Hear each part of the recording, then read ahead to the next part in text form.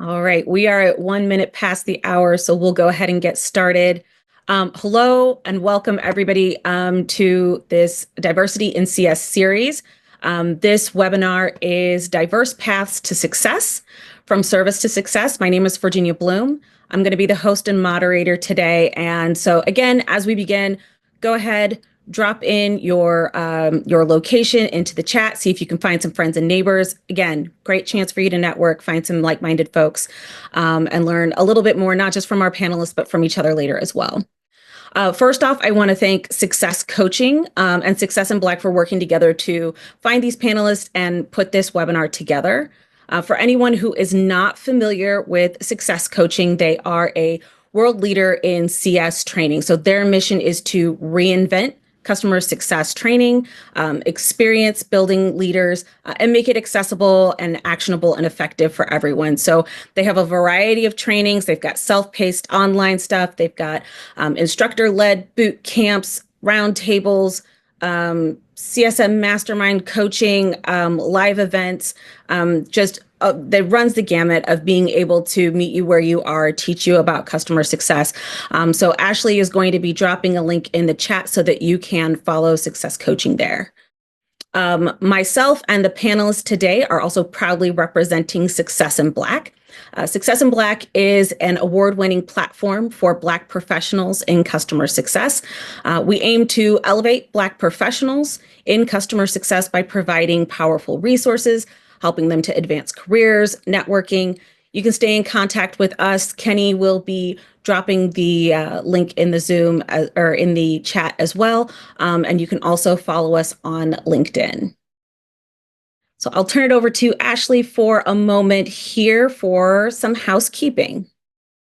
Thank you. Okay, so just to let everyone know, this call is being recorded. We will have a recording of the webinar up on our website next week. So you can visit our website to view the recording if you have to drop off or can't stay for the whole thing. Please use the Q&A panel at the bottom of your Zoom screen to ask our panelists questions. They will only see the questions that you put in the Q&A. So try to make sure you do that instead of putting them in the chat. Use the chat if you would like to make comments, and for other conversation while the webinar is going on. All right. Thank you, Ashley. We'll go ahead and dive in. We're all here because we all believe that customer success is an exciting, rewarding career path. It's not just a skill. It is a profession. It is a professional career path. You get to build lasting relationships, definitely drive business outcomes, grow professionally. It's a really great space. It's a relatively newer space, perhaps, but it's a really great space with a really great community. So today, what we're going to be talking about is the transition from customer service careers to customer success, some of the skills that are transferable, some of the benefits from having a service background, but then also some of the pitfalls and things that you may want to watch out for as you're making that transition, different skills that you can leverage to help you thrive and push yourself forward as you go into a customer success career. So when we're talking about customer service jobs, we are not just going to be talking about like account managers, help desk, tech support. We're going to be talking about restaurant servers, retail professionals, educators, healthcare professionals, anywhere where your primary function is serving a customer, meeting a customer's needs.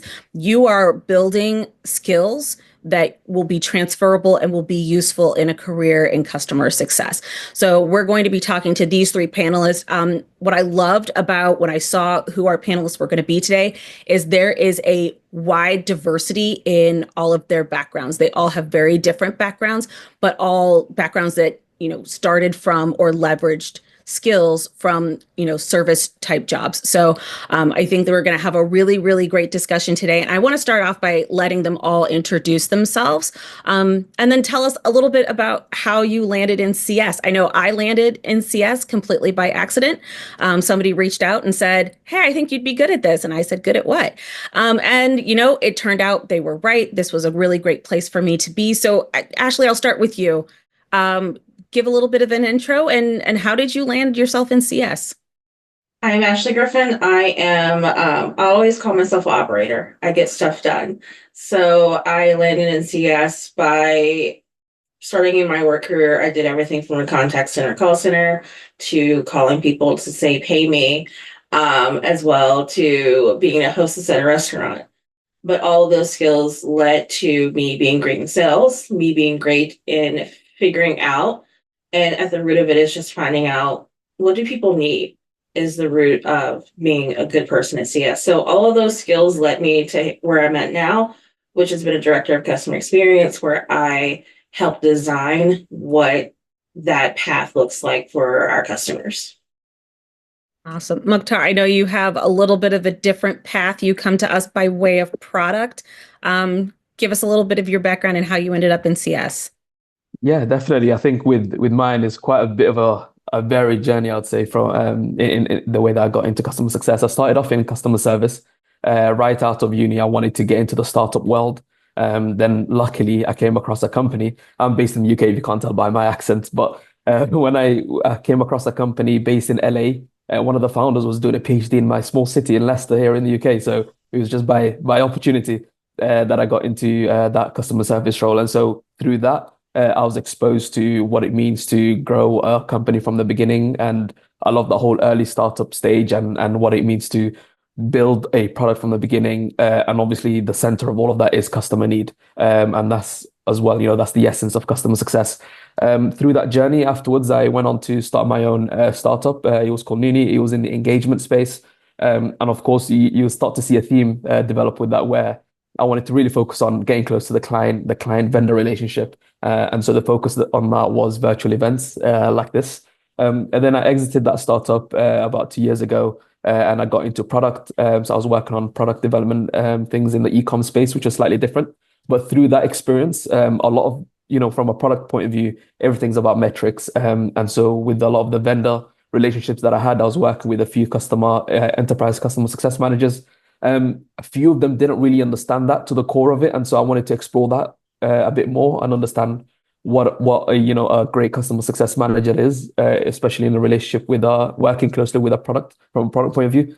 Through that, I did a small little research program. I did about 100. I interviewed a few customer success people to try and really understand what client relationships means from a customer success point of view. That led me on to success planning and strategy and strategic planning. And then that's how I ended up finding retentional.net, which is all about strategic success planning in the customer success space. So that's how I did a bit of a whirlwind, a bit of a roller coaster journey into customer success. Awesome. Thank you. And Nesha, I know you were a business owner at one time. So talk about the ultimate of customer service. Talk to us a little bit about how you also ended up in customer success. Yes, well, Mukhtar is a very hard person to follow, but hello, everyone. My name is Nesha Knox, and I feel incredibly blessed and honored to be here with you all today. I am a seasoned customer success and project manager with over 20 years of experience in driving customer success, managing complex projects. I hold a bachelor's degree in psychology from an HBCU, Central State University in Wilberforce, Ohio, and a master's in business management. My background is very diverse, pun intended. And to Virginia's point, I did own a daycare, but I started out as a social worker for a number of years. Then I owned a 24-hour daycare facility, transitioned to sales and account management, and all that led me to customer success because of my desire for helping others grow their businesses. I am also passionate. I'm a passionate advocate for diversity, equity, inclusion, and belonging. I've served as co-chair of an employee resource group for Black employees and a member of a diversity council. My dedication to increasing Black professionals in the tech space was instrumental in the success of this year's Blackest Tech Conference in Houston, Texas, where I worked closely with the founder as head of partnerships. So again, I am excited to speak on this topic as my path to customer success was as diverse as they come. Well, then I will go ahead and start with you with, okay, so what were the skills? What were the things that got you to springboard successfully into CS? Where in your previous experience did you find the launching pad that got you successfully into customer success? Absolutely. So transitioning from customer service in any customer service role. In my case, again, it's sales and account management. It was a natural progression. And as Virginia noted earlier, I leveraged many of the skills that I had already developed. So I knew that it was a must that I practice good customer service in any industry, whether you're a sales associate or a CEO of a company. And customer success is just an extension of that, while also providing that white glove service and growth to your customers. There are a few specific skills that I would like to highlight and compare from a customer service professional to a customer success professional. So the first is communication. Now, as a customer service professional, you've honed the ability to clearly explain solutions you've learned, and you've actively learned to listen to customers' concerns and provide them with helpful information. Now, when you translate that into customer success, you use those customer service skills to proactively engage with your customers, to anticipate their needs and guide them toward achieving their goals with whatever product or service your company may offer. The next skill that I think is very important is problem-solving abilities. So as a customer service professional, we deal with a variety of issues and find solutions to help resolve them efficiently. Now, when you translate that to customer success, you apply this problem-solving mindset to identify and address potential challenges before they actually become issues. So you're helping your customers navigate complex situations and maximizing their experience. Then also you need to make sure that you have that empathy and relationship building. So as a customer service professional, you learn to empathize with your customers and build that rapport to ensure positive interaction. Now, when you translate that to customer success, you use those skills to build those long-term relationships that Virginia noted earlier. You understand your customers' business goals and you tailor your approach to meet their specific needs. Next, another important skill is having product knowledge. So as a customer service professional, you become familiar with the ins and outs of your product or your service and how it solves customer problems. But when you translate that to customer success, you deepen that knowledge to help your customers not just use the product effectively, but also derive maximum value from it. Then you position yourself as a trusted advisor. Also, with handling feedback, that's an important skill. So with customer service, you're managing both positive and negative feedback, and you're using it to improve your customer interactions. Now, when you translate that to customer success, you're going to leverage this experience to gather and act on feedback about product performance, customer satisfaction, driving continuous improvement. And this is when you become the voice of the customer internally to your company. And in turn, it shows your value to your company. And just a few more skills that I want to highlight that are transferable: time management and organization. So as a customer service professional, you've balanced multiple tasks and managed your time efficiently to handle customer inquiries. Now, when you translate that to customer success, you use those organizational skills to manage customer accounts, you track their progress, you ensure timely follow-ups and personalized support. One of the most important ones in customer success is conflict resolution. So as a customer service professional, you've learned to navigate difficult conversations and you've resolved those conflicts effectively.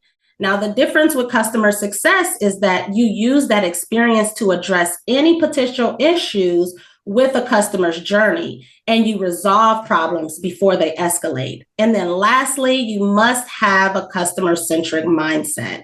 So as a customer service professional, your focus is on meeting the immediate needs of the customer. But when you translate that to customer success, you're going to shift that mindset to a long-term view, and you're going to focus on how to help the customers achieve their strategic objectives and get the most value from your product. Yeah, I think you covered like a couple of the items that we had talked about before. I know, Mukhtar, you and I had talked about de-escalation skills, and I know that's one of the skills that I think I call out the most often when people are talking about, transitioning into customer success, what skill do you need the most? And I'm like, work prioritization, organizational skills, and de-escalation, because sometimes your customer will show up and you are the person who's there, regardless of how they show up to the meeting, whether or not what they're feeling is related to you or your product. So Mukhtar, can you speak to us a little bit about how you've been using de-escalation, or how you built that skill and brought it into CS?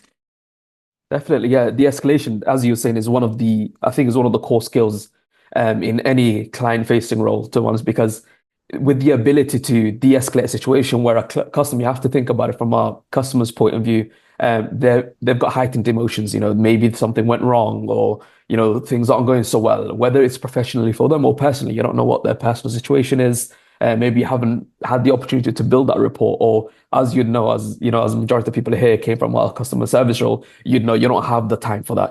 They've come in, they've called in with a problem. You have a short amount of time to answer that, issue and resolve it as fast as you can. And so the first thing comes from your own mindset. How do you go into that conversation, despite how you felt that day? Maybe you had a really bad day, or things aren't going so well for you, or you're doing really good and you don't want something to peg you down a notch in terms of how you feel emotionally. And so you need to first of all come in with the point of view of, okay, why is this customer feeling this way? Create an excuse for them. That way you de-escalate the situation in your mind first, before you were able to verbalize the de-escalation. And so that's the way that I like to go in at the beginning. I've had situations where I was working in a customer service role for an e-com brand. And so someone would call in saying, why didn't you send me my catalog? And you'd think, a catalog is such a small thing. It doesn't cost anything. I could just click one button and I'll send it over to you and it'd be with you in 24 hours. But to them, it was such a major thing. And so I had to then meet them in that sort of, heightened emotional state and say, well, I actually understand. Yeah, this is really bad.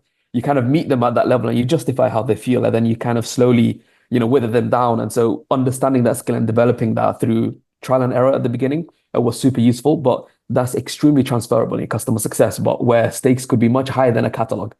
We're talking about, contractual discussions where you have to go in, and it goes back to the conversation of, this is a human conversation here, right? There is a human to human. It's not just organization to organization. And how they felt that day could really translate in how the relationship between your company and that company goes, in the long term. And so understanding the stakes is one thing, and then trying to find opportunities to try and de-escalate that situation, where you meet them at that level and you justify how they feel, and then say, okay, how can we resolve this situation together, and then ensure that you can follow up with them. I remember, in customer service, how just saying, hey, I'll give you a call back in a week and see how things are going, meant a lot to somebody.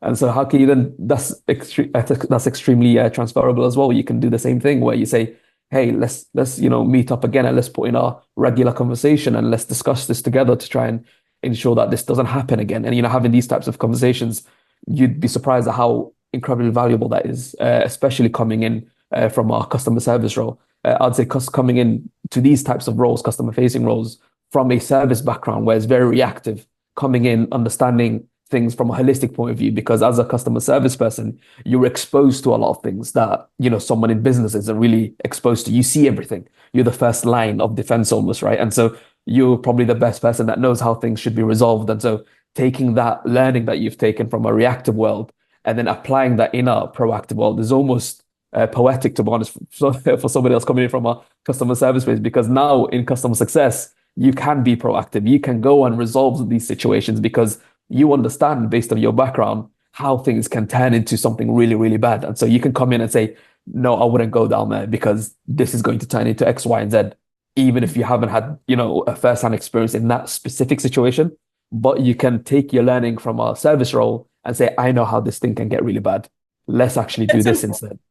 Oh, sorry. You said something really interesting that reminded me of what something that Nesha said. You said, meeting the customer and justifying what they say. And I think that plays really well with, Nesha, you said having high EQ, being, attuned to your customers' emotions and meeting them there and not always pushing back and saying yes, you're right. Missing a catalog is, the worst part of your day today. And I completely understand that. And let me help you rectify that. And kind of taking the wind out of their sails.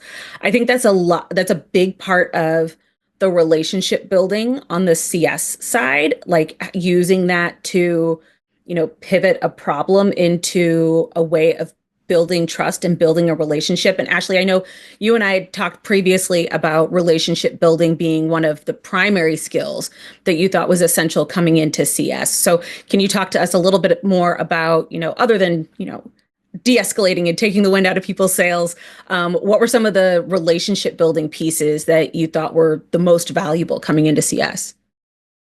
With relationship building, it comes to knowing who your customer is. It's hard for you to make recommendations. It's hard for you to be proactive and understand how to solve for something if, number one, you don't know what they need. A lot of times you may have a small snippet of a problem, but because you have additional context about this customer's business, it allows you to provide a better, more thought out solution. So connecting with them, trust is built in order for, like, if you want to de-escalate with someone and you haven't built any trust, they believe what you're saying, it is even more difficult to get that. So relationship comes in a lot of ways. A lot of it's building integrity. Like, have you been consistent with what you've been communicating with them? Are you giving them the honest and truthful information based on what you have? Are you following up consistently? Like, building that trust helps to build that relationship little by little, and just honoring what you say goes really big with customers. Like, you may not have the solution right then, but now they believe that you're going to get it for them, right? They believe that you're working on it, and they trust based on your past experience and performance that you can do that and execute it. So a lot of it is just like having that high EQ, having that ability to connect with people. And now that a lot of things are virtual, it becomes even more complex to build those relationships when you're so far away, or you're relying on email or phone or sometimes Zoom communication. But it becomes that more imperative for you to continue to try to build that connection with them so that you're not limited by that boundary too. So a lot of it's like, just know your people, learn them, understand who your customer is. And that's going to help you with so far of figuring out what you need to do to solve for it and building that trust and relationship with them. Definitely. And I think you kind of hit on some of the like pitfalls of trying to make that transition. There are some things from a customer service perspective that don't directly translate into CS. So Mukhtar, you mentioned going from being reactive to getting the opportunity to be proactive.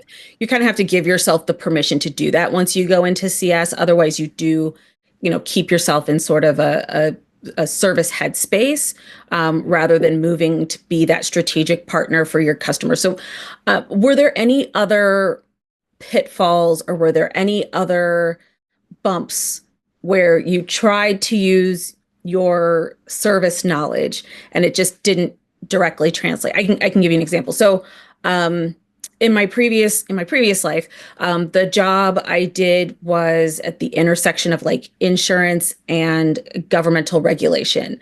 So there was not a whole lot of creativity. There was a lot of, the roadmaps were built. And you didn't have to find somebody's why. Their why was literally because they have to. So when I took a lot of my organization methods and I tried to translate those to customer success, they didn't quite work because I needed to grow my capacity for creativity. I needed to find, different paths that didn't follow, a rule book. So that was something that sort of tripped me up coming into CS. Ashley, you had mentioned before when we talked something similar about making processes. Mm-hmm. Yeah, a lot of times, depending on the size of the organization, there may be processes and there may not. If you're coming from a startup, you got to be a lot more scrappy than, let's say, you coming into a huge enterprise that has done this for years and years, right? So that requires creative solutions, and that requires you to always think on your feet.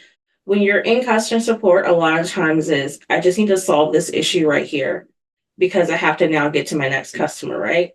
You're not always thinking futures, like, what's the impact? What's the root cause this is happening? How many times have they reached out about this? So start asking your questions to get more deeply into what their issue is.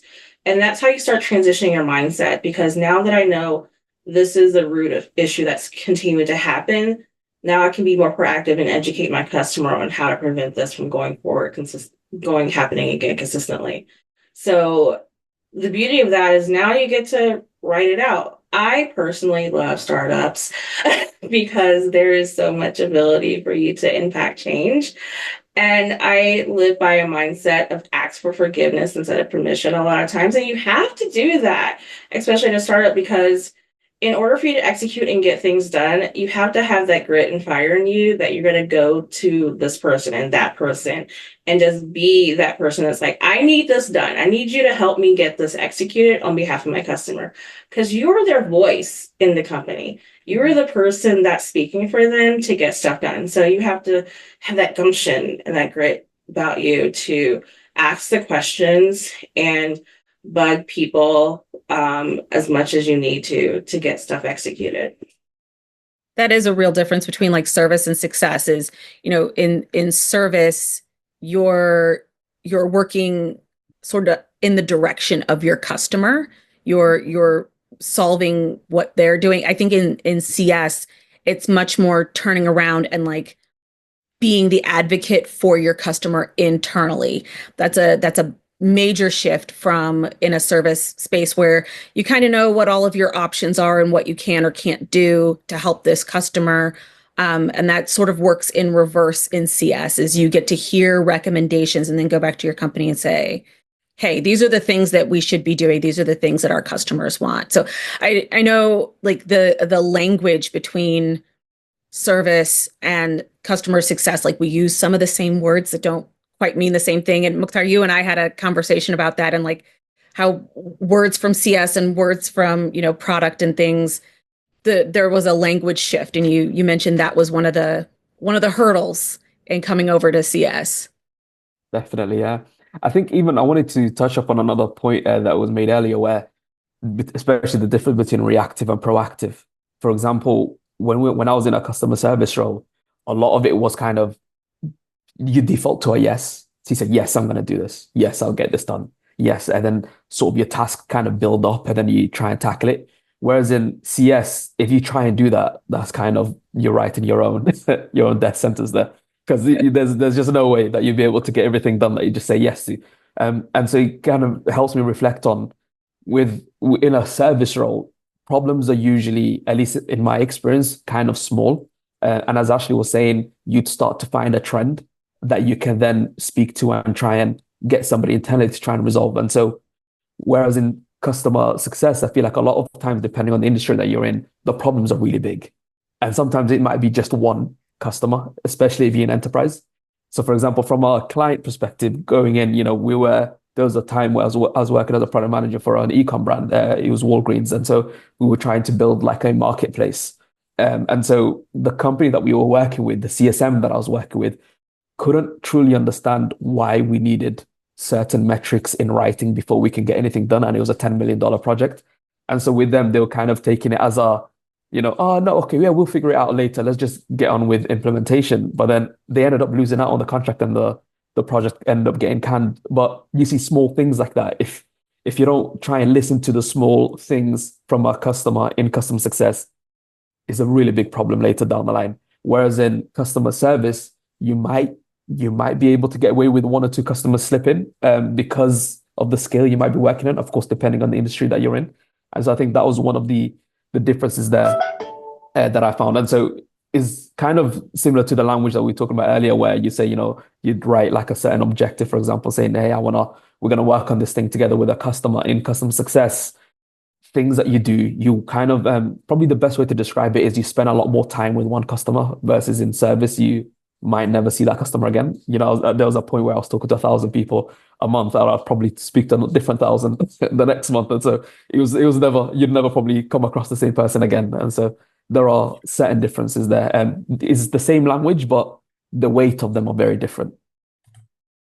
So I'm hearing a theme across all three of you. Like I know in the beginning we sort of talked about like the surface level. These are the service skills that we all know you can transfer into customer success. But I feel like there's this second layer of skills that we've all used to sort of combat the issues that we all just talked about. One of them that I've heard from all three of you is learning, being willing to learn, continually learning your customer, learning more learning.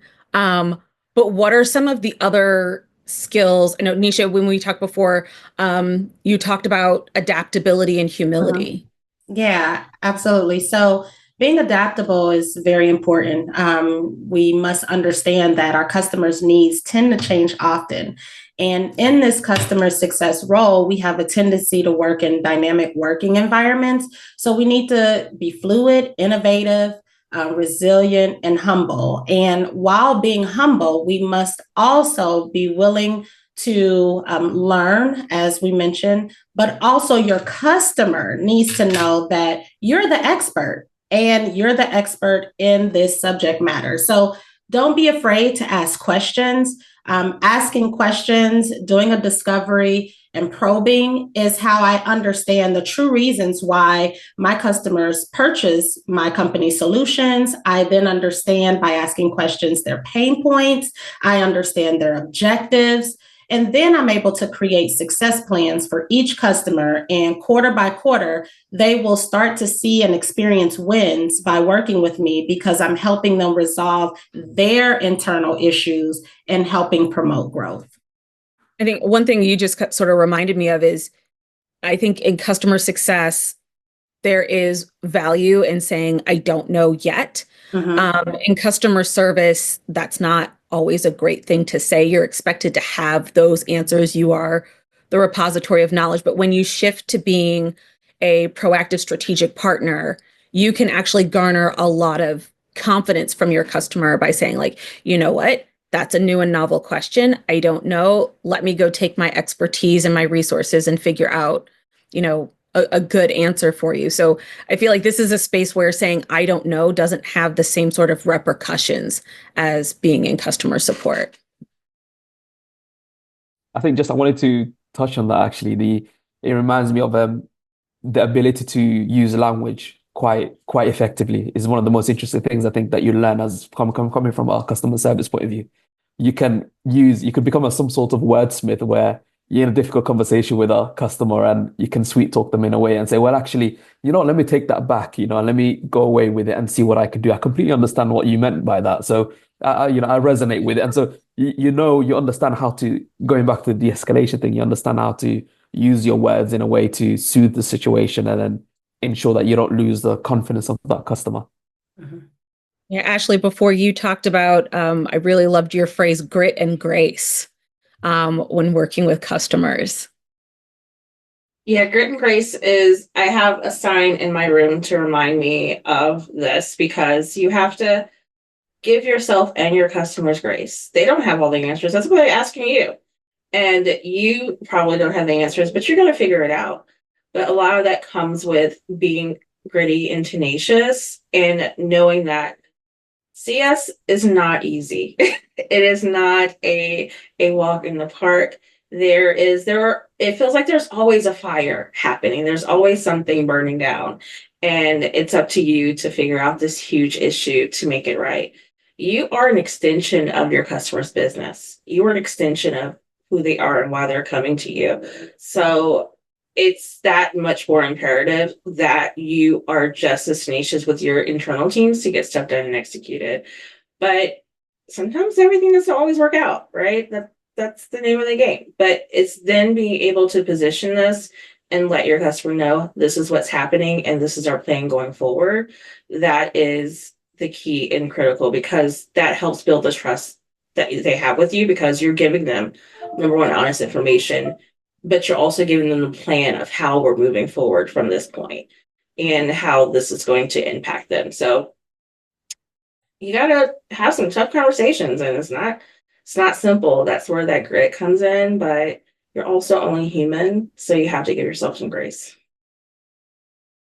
I'm seeing we have some really great questions in the Q&A. So I'm going to jump over there. I know we might have some other topics that we're going to run into along the way, but I really want to make sure we address these. So we have one person here who is taking us back to the top of the hour with our list of transferable skills and says, you said work prioritization was one of your top skills to have. How do you prioritize things in the land of CS? Nesha, I'll ask you because I know we've had a little bit of a prioritization conversation before. How do you prioritize your work, or how do you go about making sure you're getting things in the correct order? That's a good question. A lot of it has to do with the one-on-ones that you have with your manager to find out what your KPIs are. So if retention is, a top priority within your department, then you want to make sure that you are spending a little bit more time with those customers who are not necessarily promoters, so that you can get them to that point. If growth is a priority, then you want to dig a little bit deeper and put yourself as a project manager, so to speak, and talk to your customers about what their internal initiatives and objectives are so that you can help them grow their business by use of whatever product or solution that your company offers. When they grow, then they're going to continue to not only feel like you are a trusted partner of theirs, not just a CS, they're going to continue to buy more from your company. And then your leadership team will see that you are a person that's driving revenue. Because really, CS, a lot of people don't understand that customer success, we should be, and we are, a revenue generating arm of an organization.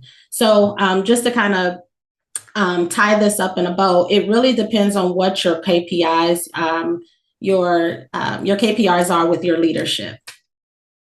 Yeah, definitely. And I love the point that you made that, and I think this is a discussion we've seen a lot in the world of CS is, convincing folks or letting folks know, like, we are revenue generating, we are contributing to the bottom line of a company. I think folks are starting to get a little bit more comfortable and familiar with that, but that's also something that, if your vertical, your CS department isn't holding revenue, then, how do you prioritize? Are you prioritizing by, maintaining the relationship so that maybe your account managers or your sales team is coming in to help with that revenue piece? Or so there's a lot of juggling parts depending on, how your CS vertical is built. But definitely loved that point that, we are revenue generating, and that really should drive a lot of the decisions that you're making in prioritization. We have another question here about transferable skills. How do you use your transferable skills in customer service without getting pigeonholed and continuing to do reactive work? I want to be more proactive, but I spend all of my time handling support questions. I will say, I don't think this is a unique question to somebody who's just in customer. I think this is the age-old daily battle of customer success is how do you get out of the tactical and out of the reactive and start being a more strategic partner. So Ashley, I see you vigorously nodding. Tell us, what are your thoughts behind that? How do you keep yourself from getting stuck in the tactical and reactive work? That's hard to do because it has to get done, right? You can't disregard the need for that tactical work. My first point is always the first thing to do is a mindset shift. Is that even though you're doing the tactical work, you need to start thinking strategically as you're doing the tactical.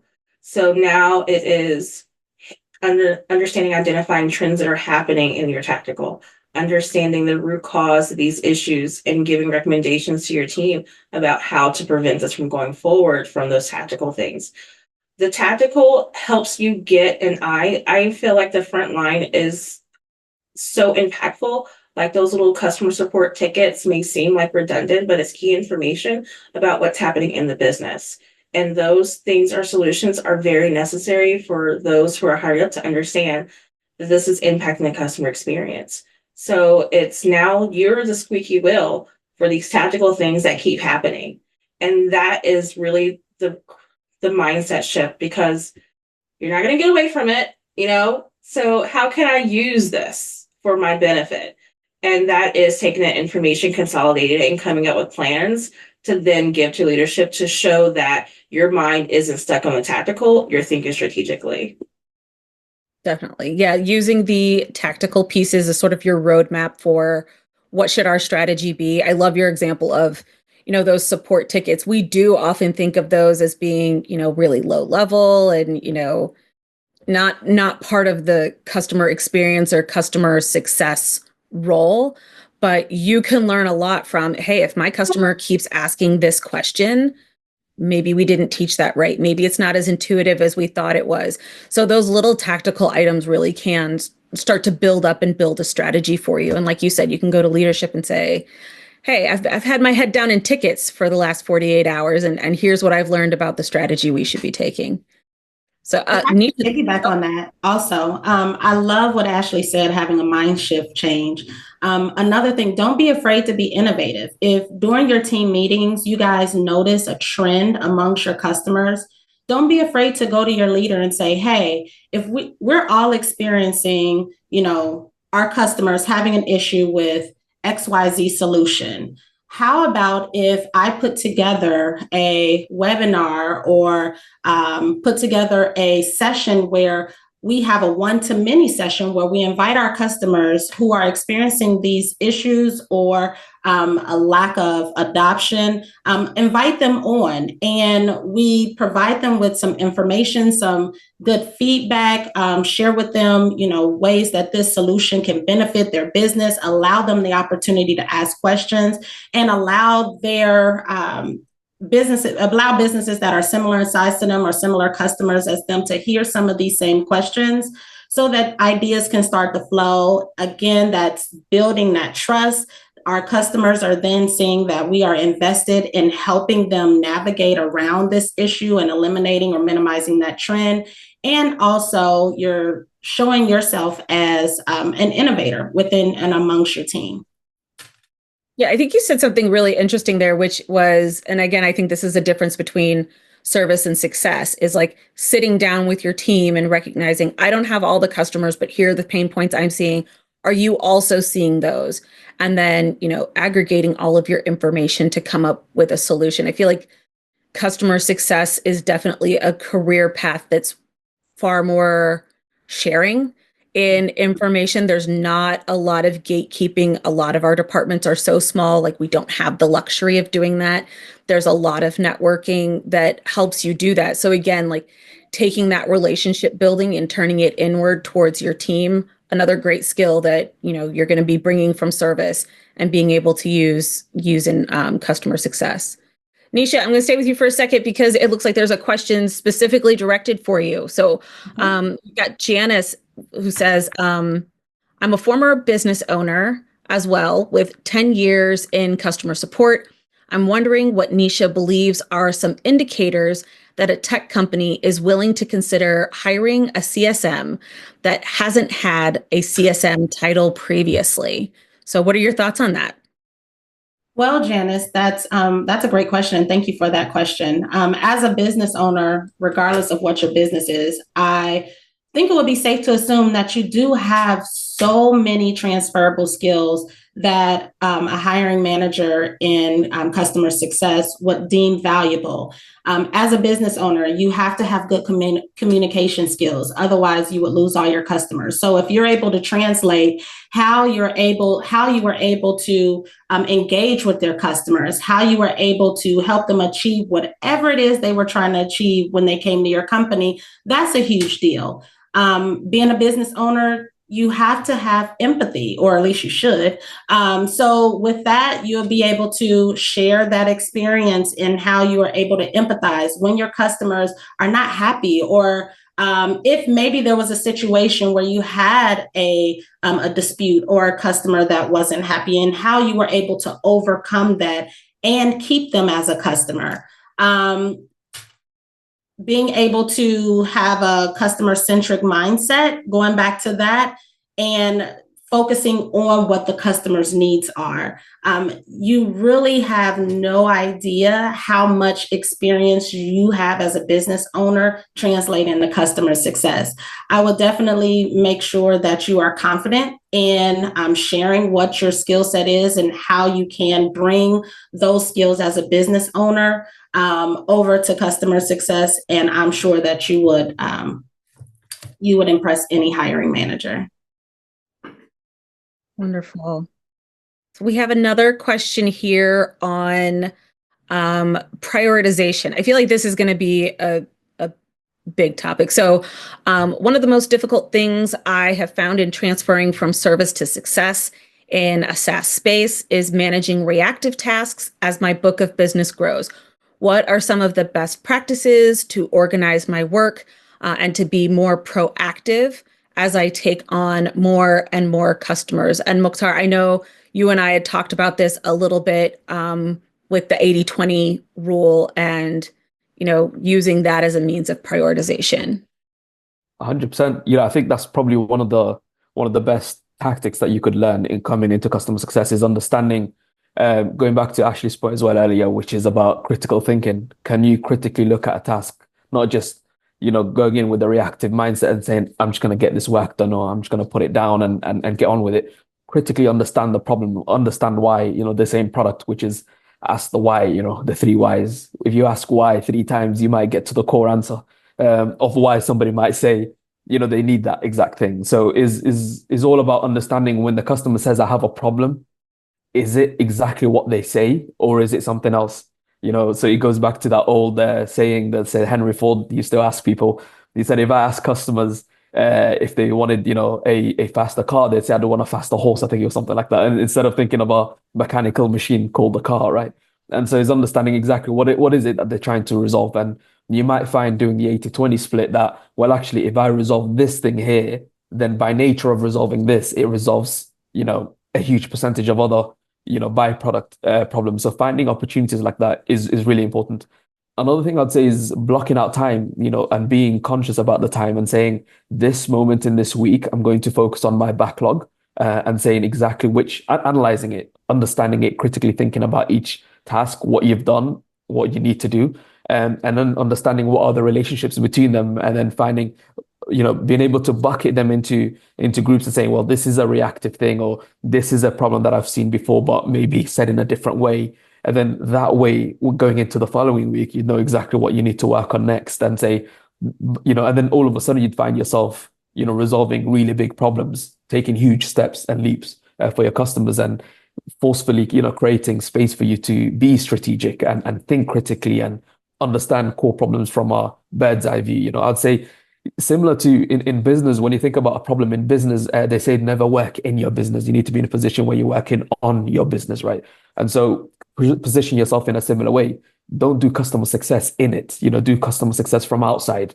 Look at it from a bird's eye view and saying, well, actually, all of my book of business, look at it, you're saying above it and saying, this is the commonalities and the things that I'm seeing across your book of business, and then saying, well, actually, if I focus in this area, it can resolve the majority of the problem in this sort of way for my customers. And then taking feedback. And I'd go as far as to say, look at your book of business as your business. They are your business at the end of the day. And so look at it in your pocket and say, this is what my ARR is. This is what my net retention revenue, as Nesha was saying, you're a revenue generating place. You're not reactive. And so don't think of service and success point of view. I'd say, look at it. Success means, I'd say position yourself more closely to product and sales versus customer service and things of that nature. And so when you make that mindset shift, you end up looking and working on customer success from an outside point of view.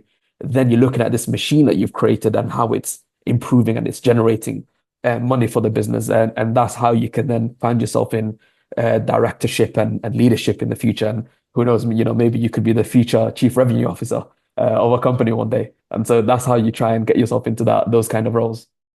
You said something really interesting about like going back to the genesis of the issue and like, what are the other things that you solve if you just get back to the root of the problem? I feel like that's something we do when we're interacting with customers very naturally, but it's not always a skill that we bring back to apply to our own workload. So I love that you called that out, take a look at your own work, and is there something that's recognizable across your entire book? Is there, to Nesha's point, something that when you sit down and brainstorm with the rest of your team, you're seeing that there's a pattern that you should be escalating to be a best practice rather than everyone taking care of it individually? Those are really great ways to start like picking away at some of those, tactical reactive items. And again, to what Ashley was saying, like start to use those tactical pieces to build your strategy or build your independent, like working space. So that was really awesome. Thank you.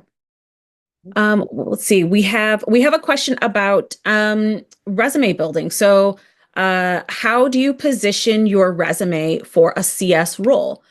Coming from a director of support, building and leading customer support organizations and background. So it sounds like this is JC looks like a customer support leader looking to transfer maybe from a leadership role in support to a leadership in success.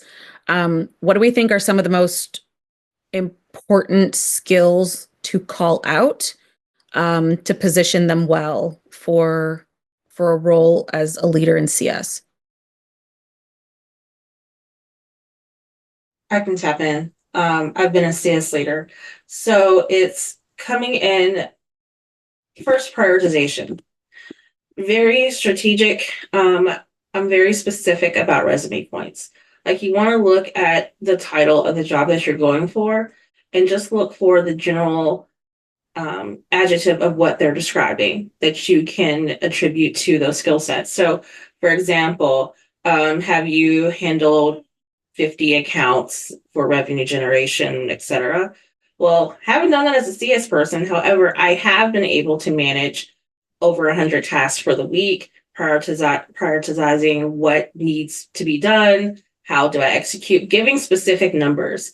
Or I've led a team and we were able to increase the experience of our customers by implementing process changes that caused this much of an impact in overall customer experience. So it's thinking big picture, thinking critically of what would be important to this hiring manager of things that I can transition over. As a CS leader, especially, you should have at least caused some kind of change, some kind of impact that was key to business growth and allowed you to strategize into making a big shift. So giving those specific details, and I'm now a proponent that a resume does not have to be a certain length now. Add it all in, okay? Because you have to get through the ATS. So as long as you put everything in there that you think could be helpful or could be important, and if it isn't, it just shows that you're really good. So yeah. I think another thing that some of you have already called out, or we've talked about in previous conversations, is CS is a young enough career that folks are way more willing to actually dig into the details of what you did in your previous job to see if you're a good fit. We're not quite to the place yet where if you don't have CS on your resume already, you're automatically out. So I think that's another great call out is, Ashley, you were talking about specific things that you should have on your resume. I think there's less worry about having a specific title as long as you're covering the nouns and the verbs and the goals that you think you're going to see as a CS leader. And if you get to the interview point, make sure you become good at being a storyteller. You want to always be able to convey, different situations and how you've handled those situations. So becoming a good storyteller will make you outshine the rest of the candidates that you're going against. Agreed.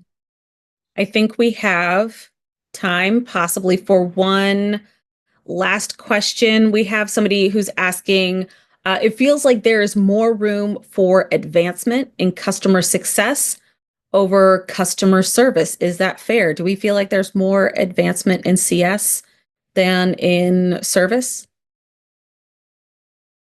I feel like with customer success, especially for me, I'd say going back to the point that we were all talking about in terms of resume, it's all about what you do in the role versus not. Like, for example, the way I transitioned from customer service to product first was using my service job as a way where I pick out experiences that were relevant to customer success and product. Where, for example, there was one time where I knew we needed to develop further our system. So they gave us an opportunity to be part of a focus group. So I volunteered myself to be part of those conversations or doing testing on the site and taking opportunities where you could sort of fill your resume up in the current role that you're in is really good.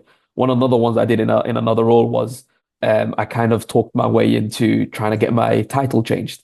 to make it sound more product. And so what I did is I did a bit of research. I went from a support analyst to a product support engineer, which sounded way more fancy. And so I convinced my manager to say, "Can I please use this?" And so he was really nice enough to allow me to use that. And then I took on a few projects where I said, "Hey, I realized, our 404 page was leading. I was working in a university then, and I said, well, for this page here, a lot of people that end up on the 404 just kind of churn out. I said, what if we use this page to redirect people to other places?" And so they allowed me to take on this project. And so I worked with a few developers and to try and develop that. And that ended up getting launched on that university page, and it reduced customer service requests for that specific query. Finding these little nuggets will help you, be real and be confident in future interviews that you take on. So look at the job descriptions for the role that you're trying to get into, and then do those activities in your current role. So don't pigeonhole yourself into the title that you were given. You can always change that. Nothing's set in stone. I think that's great advice. All right, we are coming to the close of the hour, and I want to thank the three of you. It has been so much fun, not just today, but in the previous conversations we've had. They have been a ton of fun. I've learned so much from all of you, and I think all of our attendees have learned so much from you guys as well. Folks attending, if you have not already, go follow these three brilliant people on LinkedIn and listen to their other insights and watch their success. Really, this is a community. CS is a community that's very, very sharing with information and success and tools. So follow folks, learn from them, connect with people, and continue to grow yourself. If you're looking to transfer from service to success. So before we leave, I just want to give all of our panelists one last parting phrase. So before we leave, give our attendees your parting wisdom. Ashley, I'll start with you. Sure. One of my favorite pieces of wisdom that I received from a former leader was speak to what you know. Whenever you're in a place, wherever your position, speak to what you know, because everyone has had a different life experience, and there may be something tangible that ties into whatever is going on. Like, I may not have ever worked in insurance, but I had to deal with insurance a lot in my life. So speak to what you know about whatever the aspect is, and that is going to take you so much farther than just trying to figure it all out. Wonderful. Nesha, what are your parting words for our guests? CSMs, customer success managers, we are vital to the long-term relationships and partnerships between our customers and our company. So know that you are an asset, and good luck and God bless to everyone on this call. Wonderful. Mukhtar, I'll finish up with you. What are your parting words of wisdom? I'd say if you find an opportunity to do something that's out of your comfort zone, say yes. That's been my mantra for my life. That's how I ended up in weird places and exposed to interesting things, because that just expands your knowledge. Even if it scares you, just say yes. You never know where it ends up. Brilliant. Again, thank you, all three of you. So honored to have moderated this. Folks, if you have not already, again, check the chat for Success in Black's LinkedIn, as well as Success Coaching. Thank you again to Success Coaching and Success in Black for putting this together. As Ashley mentioned at the top, if you had to jump early, there should be a recording that's available. So if, having seen these three brilliant folks, you know somebody who needs to see what they have said, please know that there's going to be a recording that you'll be able to share with them. So thanks again, and everyone, have a great day.